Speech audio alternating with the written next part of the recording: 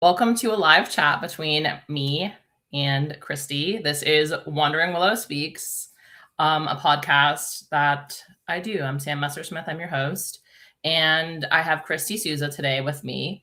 Christie is an author, athlete, and ADHD aficionado.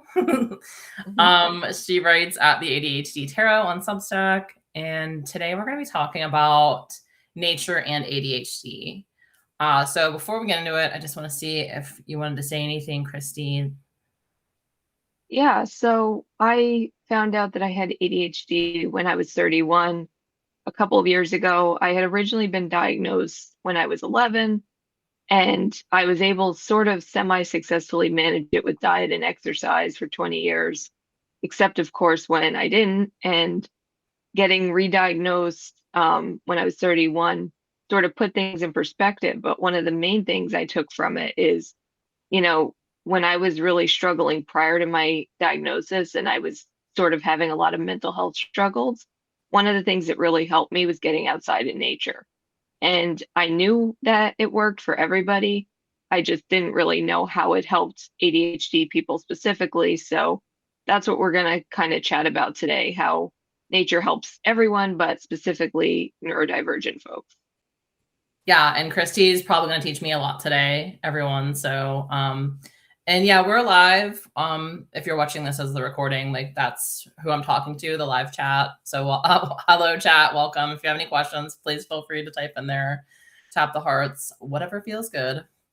I'm Sam, and I'm gonna go into my little spiel. I'm a certified forest therapy guide with the Association of Nature and Forest Therapy, and it sounds a little bit fancier than it is. It's like I'm actually not the therapist. The forest is the therapist. I'm just the guide that opens the doors, and the doors are your senses, actually. So the basis for forest therapy is coming back to your senses, and the way that ANFT, the Association of Nature and Forest Therapy, the way that they teach it is a very like heart-based relational practice. And so they also count like the heart as a sense, like the five senses, even though there's like a lot more than just five senses, which I think you could probably speak to later, Christy. But yeah, and I'm gonna start us off with one of those practices. But first, I'll give a little bit of background on forest therapy. It's a Japanese practice, Shinrin Yoku, and it began as a way from their culture to they noticed there was a cultural shift from farming to cities, and they noticed a decline in the health of the people that were working in the cities at that time.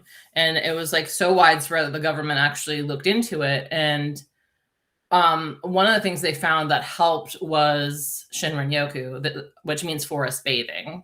And like forest bathing is like sunbathing, like you're not like sitting in a tub in like the forest, although like to each their own. But forest bathing in this sense means that like we're just bathing in the atmosphere of the forest or nature wherever you are. It doesn't have to be a forest. Technically, it can be anywhere because we are nature. So that's a little bit of background on that. I came to forest therapy because I was burnt out, and like now that I'm kind of going through perimenopause and seeing all these layers of like ADHD unfolding and possibly autism and everything, it was like the autistic burnout for me, and that's what brought me to forest therapy.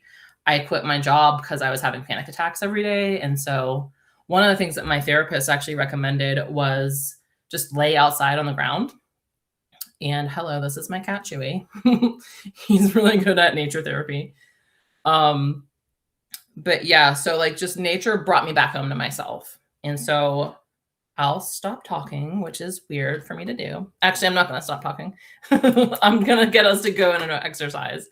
That's what I'm doing. And so my cat is hitting buttons. Hello. Okay. Okay, yeah, I'm sorry. Before we get into the exercise, I'm a little rusty as the forest therapy guide, so bear with me. One of the things in forest therapy is that these are invitations that like each thing we will do, which is just, we'll just do one today, but they're called invitations, and that we're very specific with that language of invitation because it's not a practice, it's not an exercise, it's something that you can modify to meet your own needs or however you are in that like specific moment. And so it's really about like whatever feels good for you, and that there's no right or wrong way. And everyone gets a gold star for coming today because like it's just really about what feels good to you. And so my cat is so distracting. But yeah, so the first invitation for forest therapy is called Pleasures of Presence, and I'll just get into it. It helps to ground me, and I think I need it right now, so let's just do that. So again, whatever feels good to you, but I invite you to close your eyes or find a low, soft gaze and just feel into your body. Like feel the weight of gravity on your body in this seat. Feel yourself heavy in your seat. And I usually just take some breaths here. Like I'm coming back to like this thing we call a body, right? We're always so in our heads, and it's just an invitation to come back to our bodies. Noticing where you're at right now, feeling into that seat. If you're sitting, on your bottom, you're feeling that sensation of support from the chair and ultimately the earth deep beneath us, supporting us, feeling the surfaces that you're on, like your desk or your chair.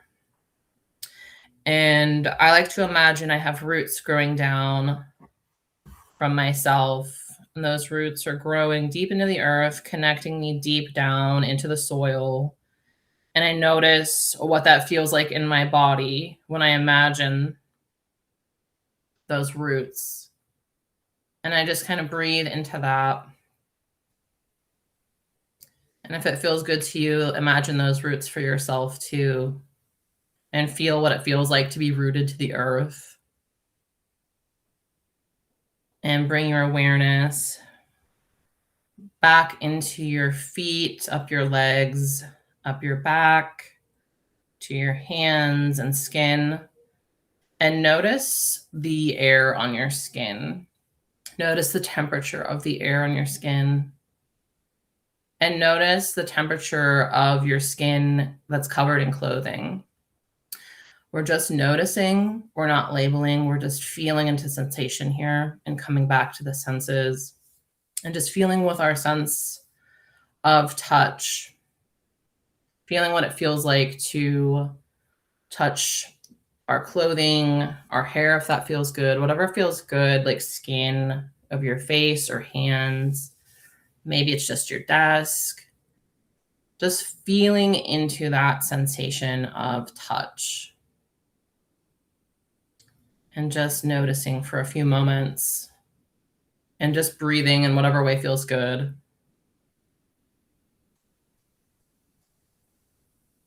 And just notice if anything feels good to touch, like your hands or your hair or your desk or your shirt.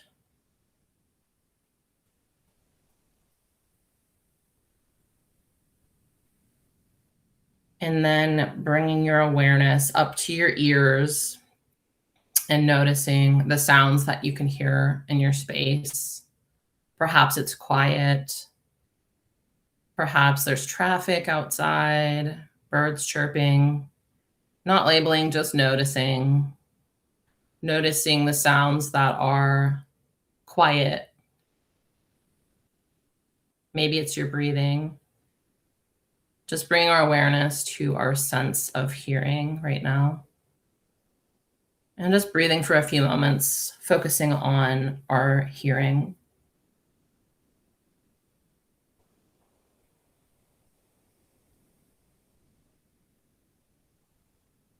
And then we come into our sense of smell. Perhaps you have like lotion or just the general scent of your space. Just bring our awareness to our nose and that sense of smell. Perhaps, you have laundry detergent that you can smell, or your hair, skin, or just like the scent of your room. It's all welcome here. Just noticing the scent without labeling or judging. Just bringing our awareness to our sense of smell.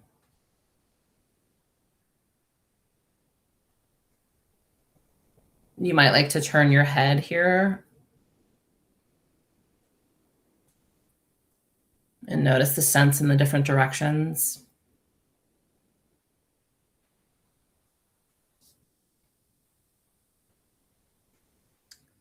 And now bringing your awareness to your sense of taste. That sense of smell is closely linked with sense of taste. And just bring your awareness to your mouth and any flavors that might be there. And if not, just being aware that that sense of taste is there. Perhaps you'd like to sip a drink, just really noticing the flavors in your mouth, the textures with your sense of taste. And breathing gently, whatever way feels good for you. Just being aware of the senses. And if it feels good to you, I invite you to place a hand or two on your heart and just feeling into that heart space. And breathing for a few moments.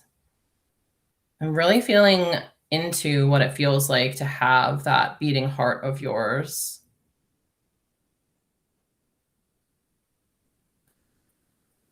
Considering all the beating hearts that are in this space right here, right now, watching this video in your own space with the pets you may have or neighbors. Just considering all the many beating hearts right here, right now, in this moment.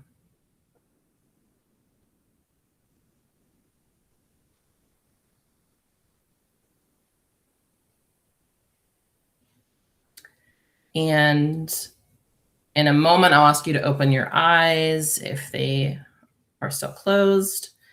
Don't do so yet. When you open your eyes, I invite you to open your eyes slowly, and just slowly and gently open them up to your space as if you're seeing it for the first time. So you can open your eyes now, slowly, and just taking in the quality of light with your eyes, light and shadow. Just really notice what you're noticing.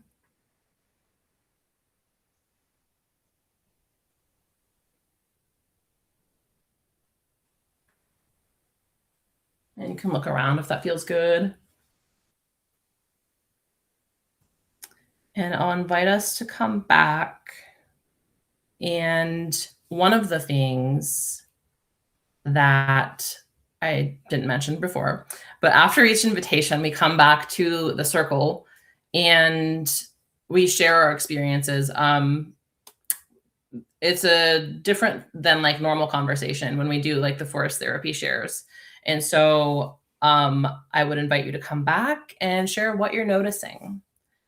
And so do you want to go first, Christy, or I could go first?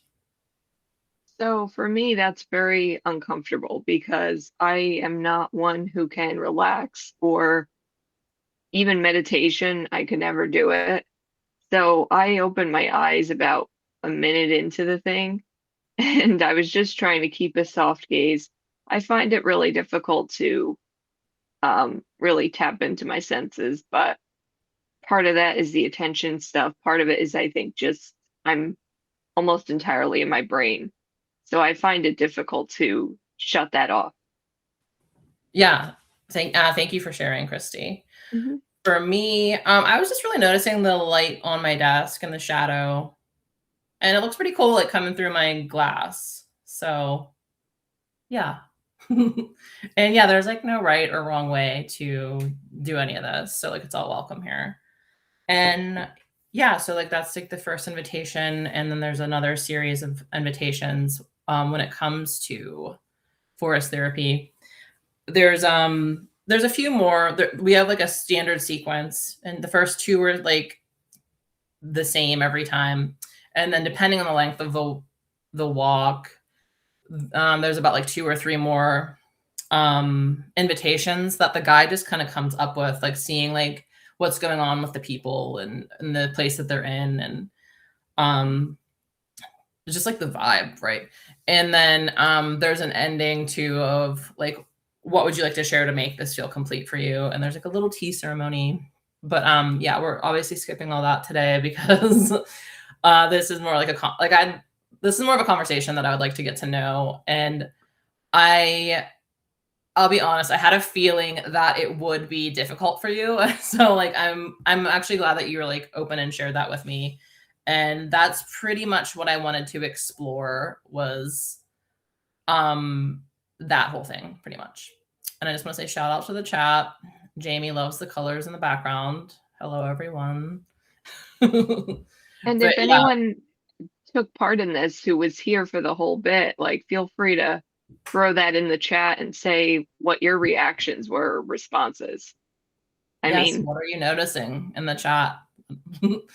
I think that's really, it's kind of an interesting dichotomy too, to have this kind of like soulful experience and connecting with your body while through a screen.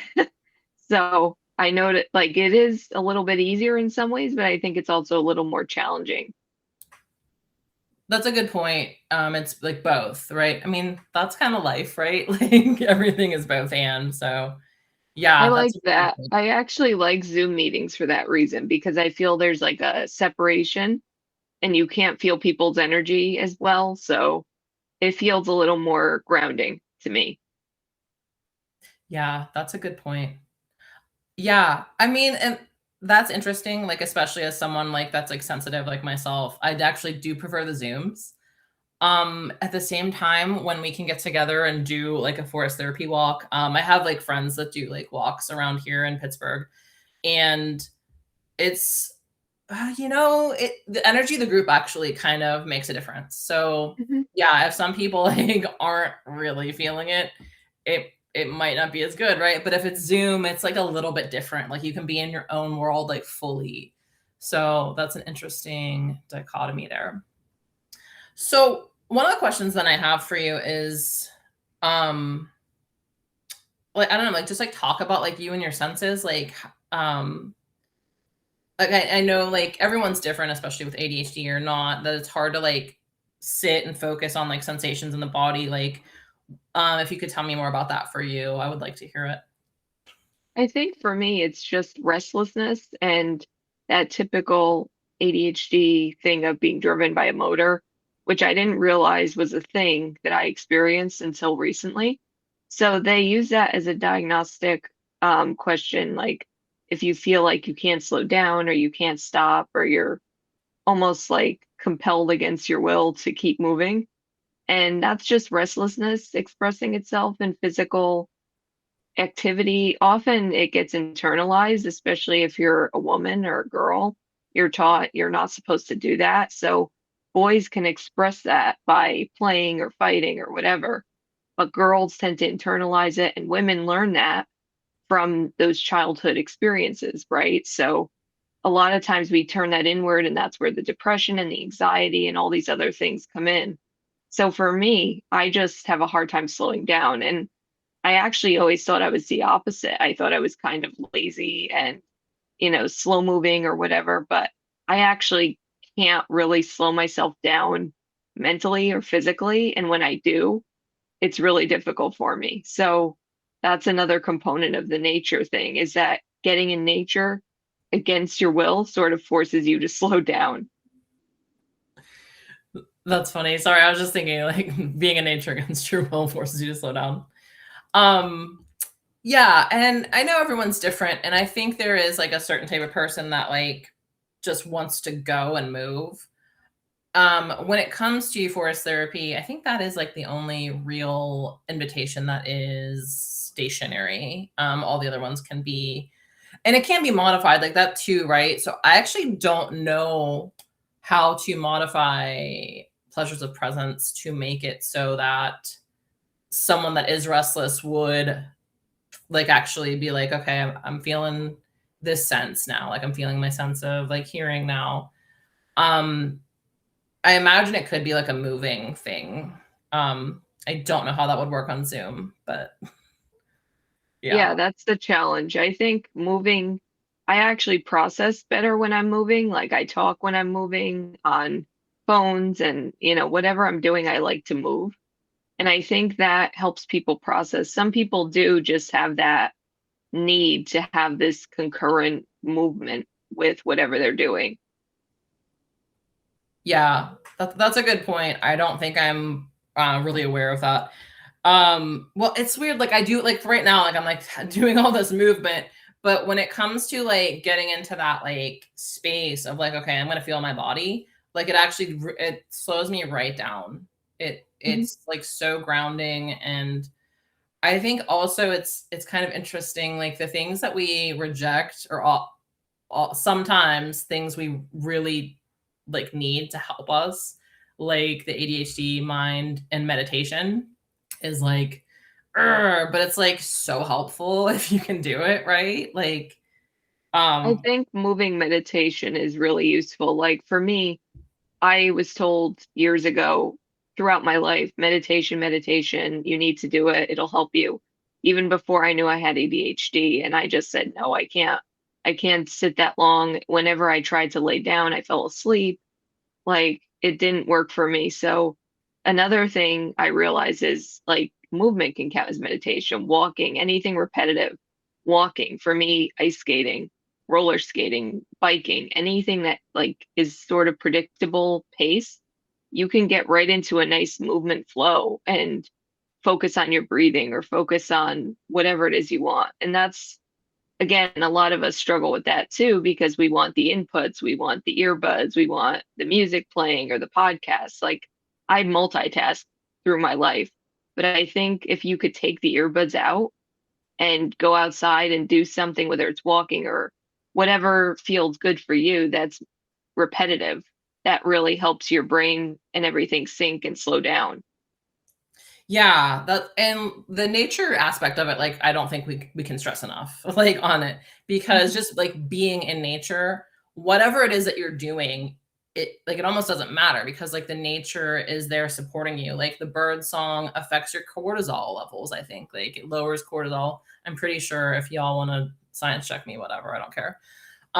There's also this part of nature called fractals, and it's like branches, how they branch off from like one another. And like when you zoom out, like streams are like that too. And that's also like another calming thing to our nervous systems to look at. Um, and just even like looking at nature outside of your house still gives you like the benefits of being in nature too. So like if you can't go outside but you can look out a window at a tree or even just look at a video of like birds or trees, you're actually still getting like benefits of that. But Mhm. I think it helps like that immersion aspect, like when you're out on the ground and you can feel the air and the sun and like hear the birds and everything.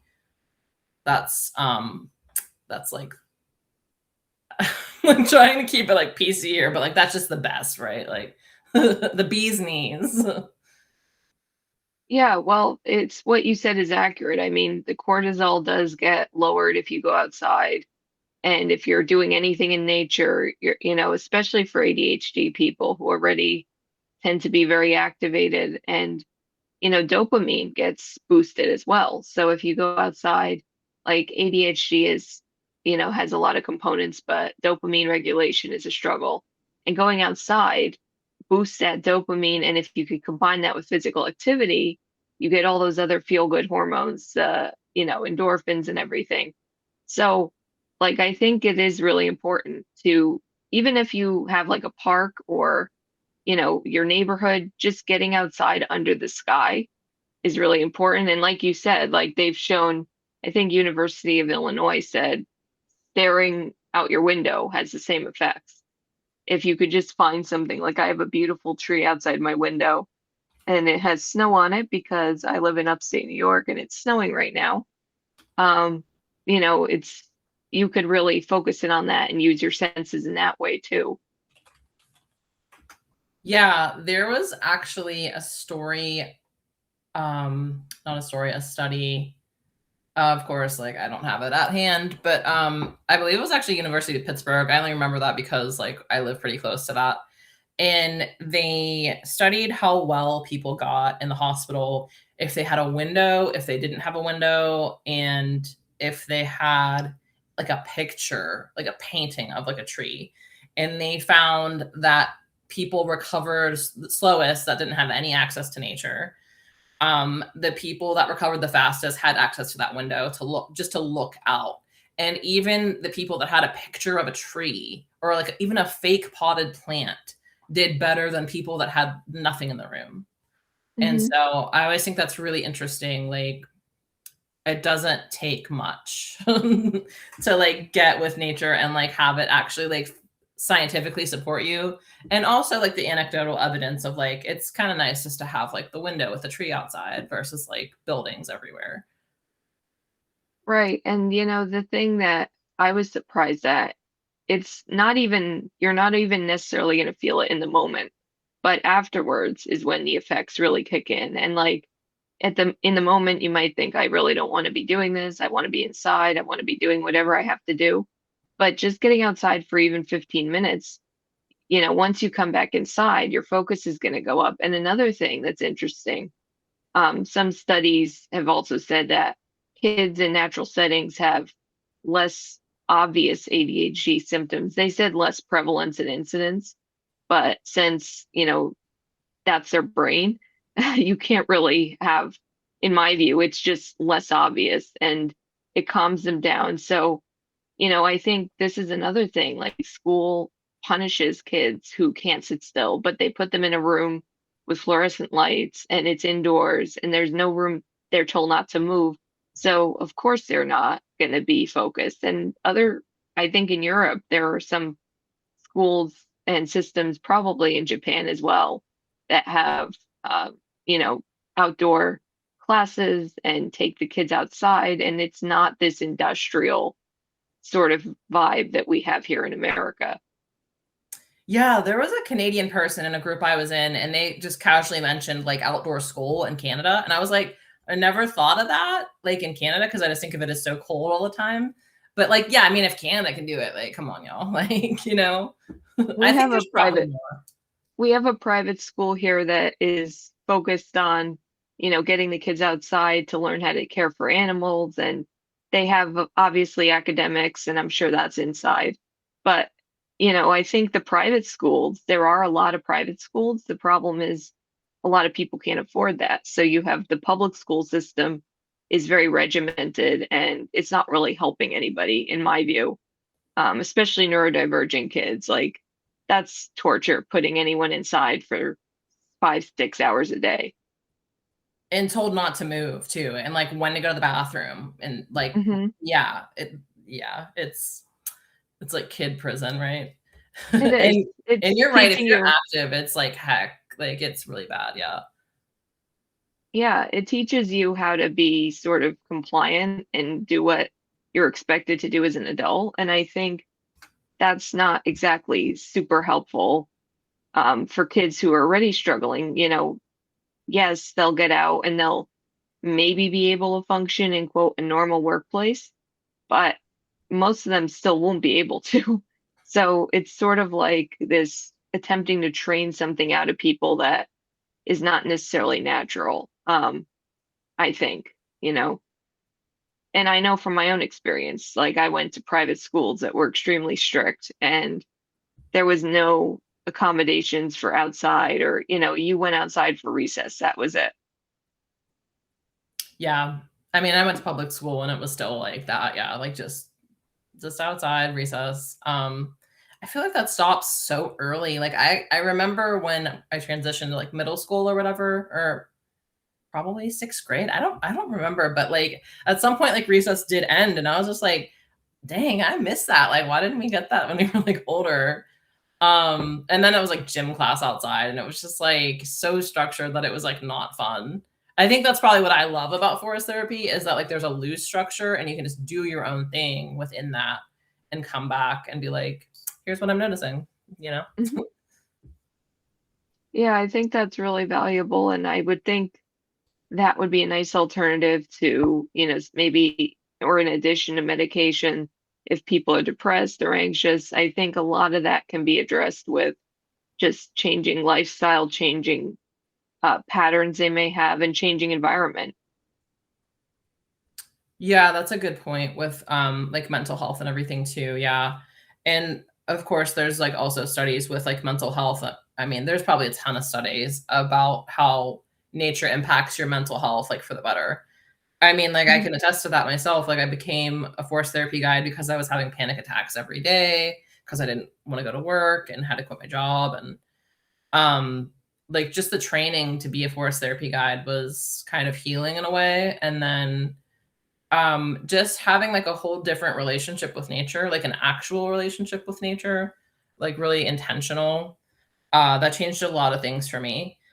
And I don't know, I feel like maybe I should say like I am a more like sedentary person. So I don't know if that's like easier for me to get into like those quiet, still spaces.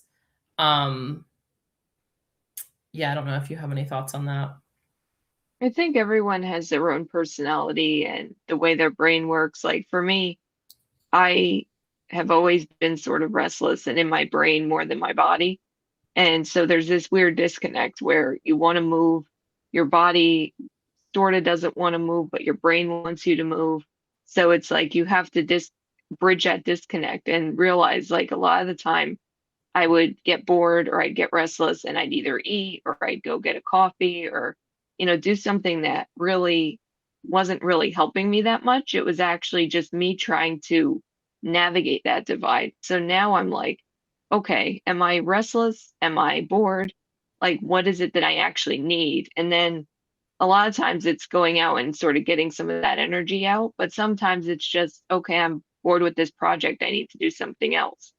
And I think nature can kind of sort of help you bridge that as well, because when you're outside, you're moving obviously, but you're also noticing how you're feeling and you're sort of pulled back to a slower pace, whether you really want to be or not. So that's really valuable for me. And I've had to learn to take my earbuds out because I use every spare moment as I'm going to listen to my audiobook or my podcast or catch up on this or that.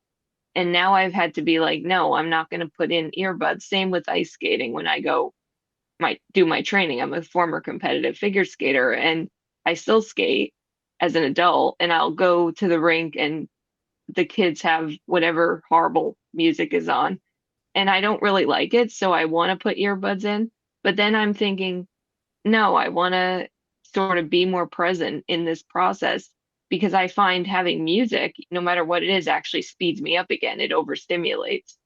So I've had to like learn to balance, and I think it's something that's very personal for everybody, and they have to find what works for them. Yeah, that's a good point. Finding what works for you is hard though too. I just want to say like because it takes a lot of trial and error. Like I think Hmm. like so many of us just want like that roadmap laid out for us for our own like individual needs and like we have to write it ourselves. And I don't know. I Hmm. just like I want to acknowledge like that takes a lot of like brain power and processing and just like work and like time too, right? Like we don't I all think, have the time to yeah, like, figure it out like as we go like every single day, right? I think a lot of it is experimenting. And another thing I was reading from somebody sort of unrelated to this, but choosing like a theme of what you want each month to focus on. So, like, if one month you want to focus on, creativity, okay, I want to really, and you're never going to fully be able to turn down or turn off the other things in your life. You could actually, they call it like a dimmer switch. You just sort of dim focus on those things and then focus on the one thing that your theme of the month is. So creativity, okay, I'm going to focus more on this. Next month, okay, I'm going to focus on relationships. And it's a more helpful framework than trying to do everything all at once. And I think that's really, something, especially with ADHD and neurodivergent folks, we have like 20 million different directions. It might be helpful to just use a theme of the month, and I'm pretty sure a Substack writer came up with this. I'm not quite sure what her name is. I've seen it elsewhere, but theming your month can help you sort of get clear on what you're focusing on. and just run experiments and then move on to the next. Yeah, that's an interesting take. I mean, again, like yeah, experimentation, whatever works, whatever feels good to do, right? Like we don't want it to be a slog. There was something that you were saying about nature and like ADHD, and it made me think like the ADHD brain craves like novelty and like new things. And I think that like nature kind of capitalizes on that because like whenever you go outside, it's not the exact same place every day. Like there could be like a bird or like the weather's different or like a new flower popped up because it's springtime here where I am. So yeah, it's just like always changing out there, like the clouds even. Cloud gazing is actually a really great force therapy exercise, just saying. You can take that home with you, you know. So, but yeah, I think that could be like helpful for the ADHD brain, just like noticing that novelty that like nature has something different to offer almost every day. Right. Yeah. I go on the same trail system probably most days. I have actually two trail systems down the street from my house, but one is closer, so I typically go there. And I've noticed when a couple weeks ago, I believe it was still quite snowy and icy, and I didn't wear my little spikes that I normally wear. And I thought I'll be okay. Everything was melted outside, which I should have known better than to expect that in the forest. But I walked and I found myself like I had to sort of chart every step carefully. And normally this would have really thrown a wrench in my plans and I would have said, forget it, I'll go somewhere else. But I actually kept going and I kept navigating and I kept finding my little path. And I thought, wow, this is actually really good for my attention because I'm being forced to deliberately plan where I'm going to step. I'm being forced to focus and it was more engaging than just plodding along. Like there's no obstacles or no difference. It just feels boring. But every day, like you said, sometimes the challenging conditions are the ones that make you feel most alive and regulate your attention. Yeah, that just made me think someone was saying like the challenging conditions. Like that made me think of the steep hill where I live. I can't remember who in the world said something I thought it was actually something about ADHD, like that like steep hills are incredibly difficult for people with ADHD. And I don't remember everything now in this part, but I was just like, yeah, like I've always found hills to be incredibly difficult. I don't know. Maybe I'll try to find it real quick, but Yeah, I think it's, sometimes you lose attention with certain things, like if it's too predictable. And I noticed that when I'm in spinning class now, like I'll go, and at first it was novel and it was fun, but then you learn each instructor's little sequences and what they do, and the exercises they do, and the music it corresponds to.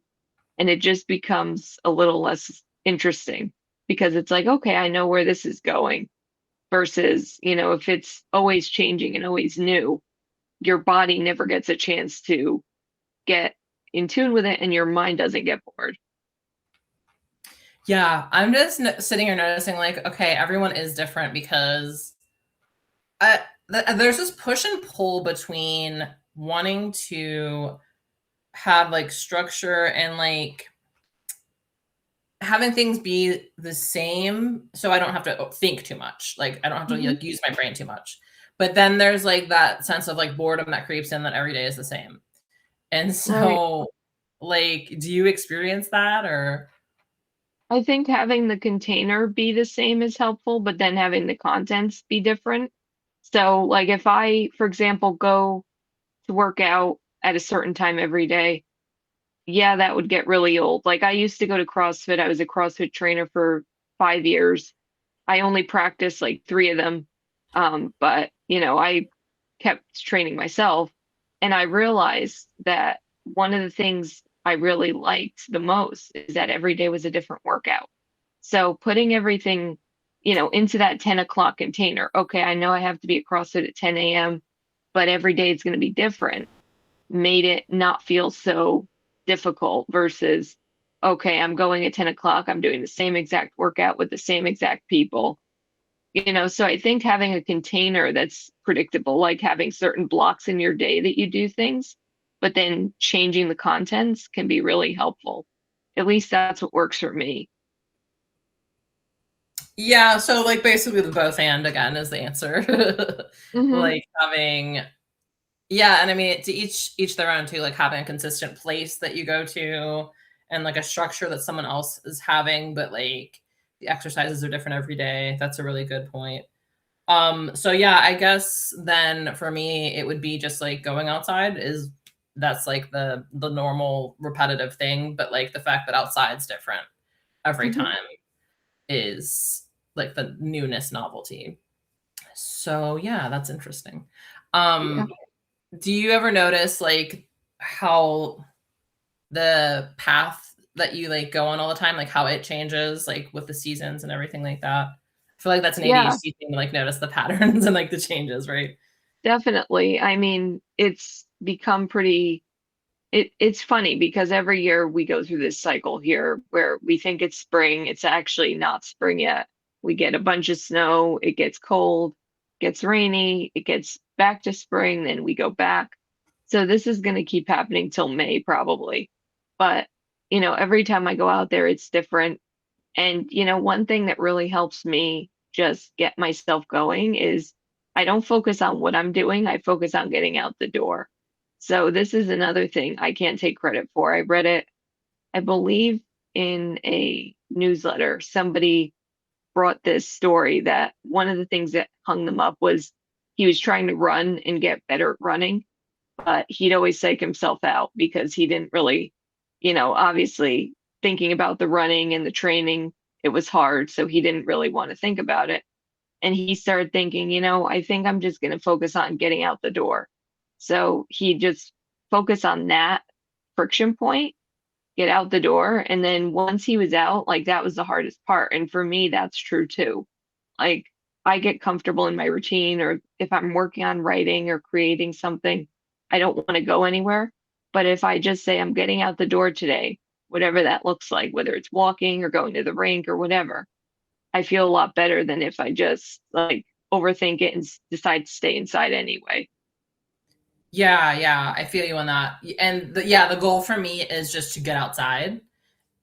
Hmm. Whatever happens out there happens. Like if I just sit and watch like the sky, or if I like go for a walk in the yard and just like see the new flowers and just like chill with the flowers, or if I just like walk around or go for a walk, like yeah, I take it all as a win. So celebrating Hmm. those small wins. I had to look up the walking uphill thing. I couldn't find it on Substack. I know someone and I had a like brief conversation about this. So shout out to that anonymous person. But yeah, real quick, like Google search said, like, ADHD and that impaired motor control, poor balance, that postural sway that like you and I talked privately about, and that reduced proprioception, which I know you have researched a lot. Proprioception is like the body's awareness of its position in space. I always think of, oh my gosh, I just blanked on the gymnast that was really famous, Gabby. Oh yeah, I think I know who you mean. But she stepped away because she had the twisties and she didn't know where her body was in space, and that's proprioception. Was And her that Simone Biles? yes, yes. Okay, I'm so sorry. I So sorry, remember Simone. Simone. Yeah, I remember because she's such a prodigy in general, but it does mess with you. Like I have trained with people who are pair skaters, and the same thing sort of happens. You have to reorient yourself to spinning very fast in the air and then coming out and not being dizzy. And, another figure skater I know, uh, Luc Lucinda Rue, was known for her spins.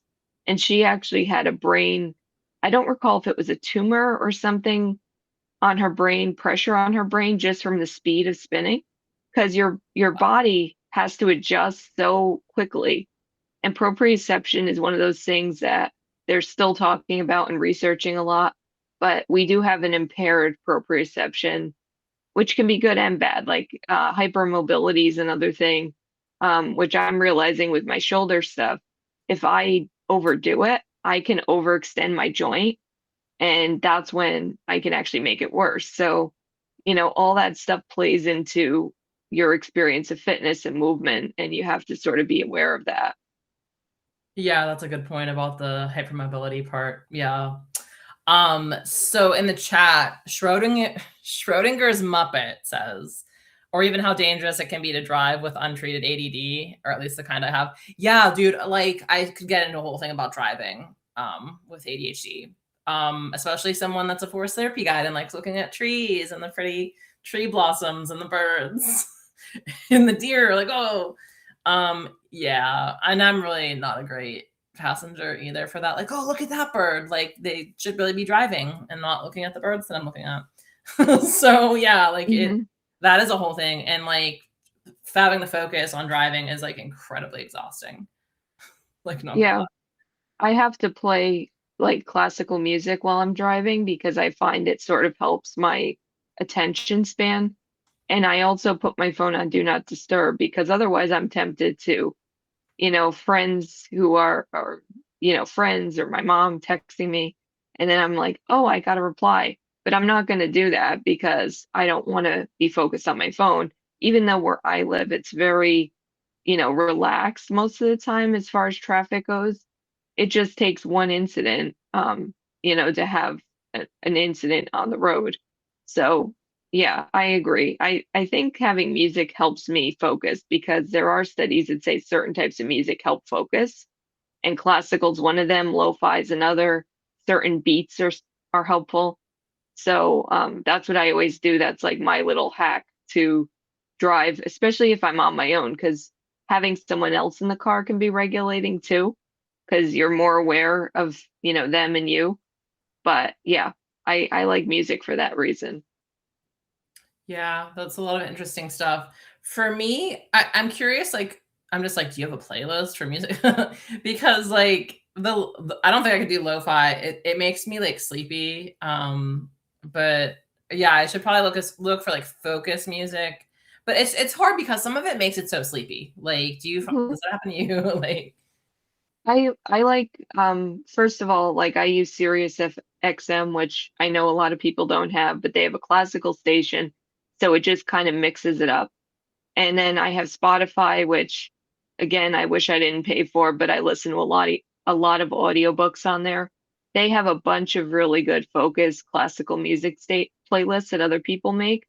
Or you could just like listen to, the ones you like and put a playlist together for your cars or whatever. Um, I think what I like the best about listening to the radio is I don't have another choice to make. So like I tend to skip past songs, even if I like them.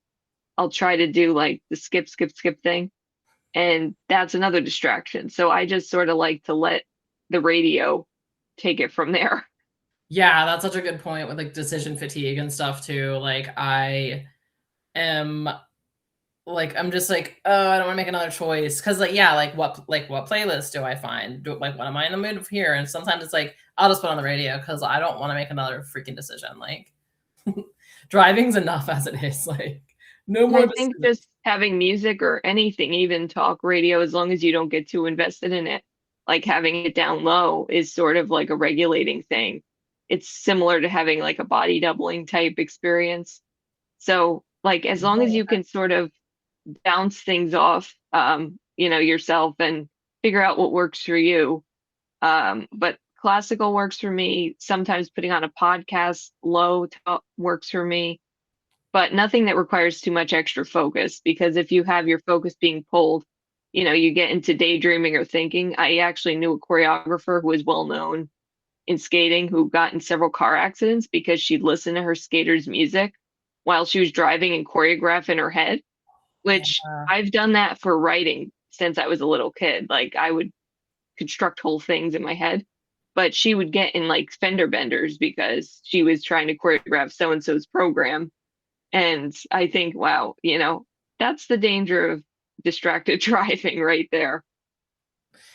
Yeah, I've heard that like writers always seem to like get input when they're driving. Like I also feel that like I've had like those ideas come in while I'm driving.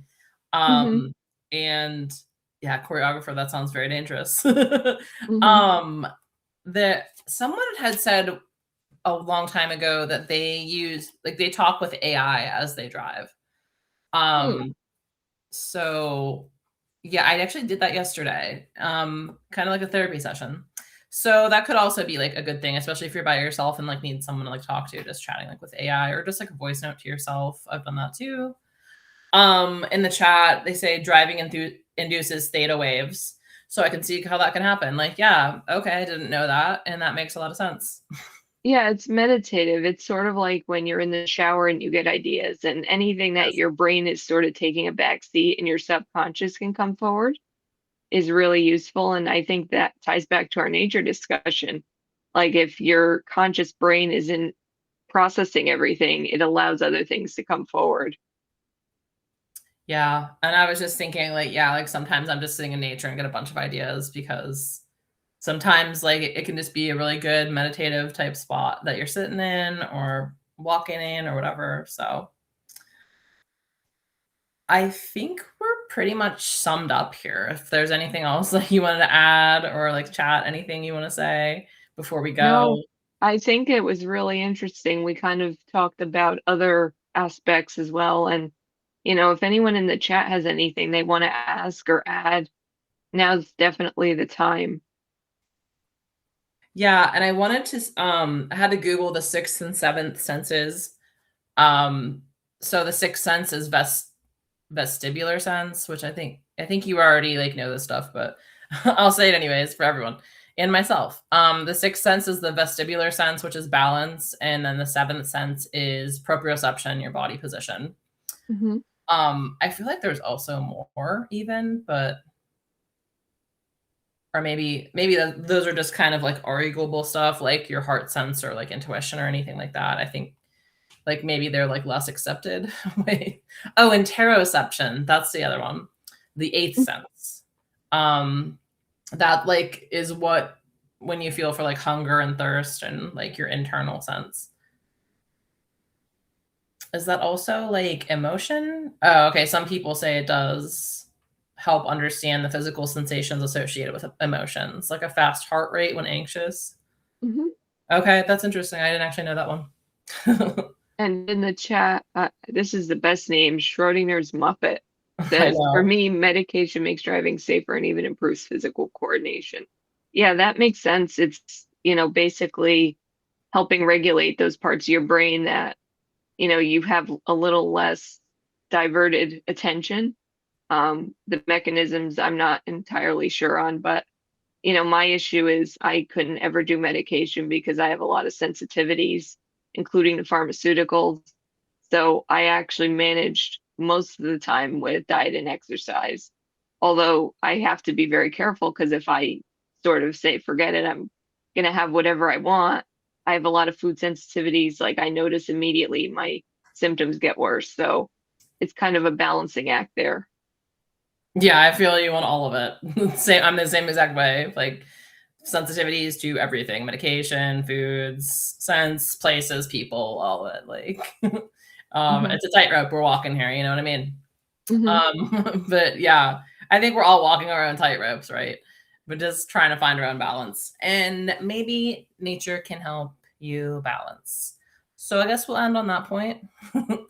And thank you everyone for coming. Thank you, chat, for the enlightening and enjoyable conversation and great names.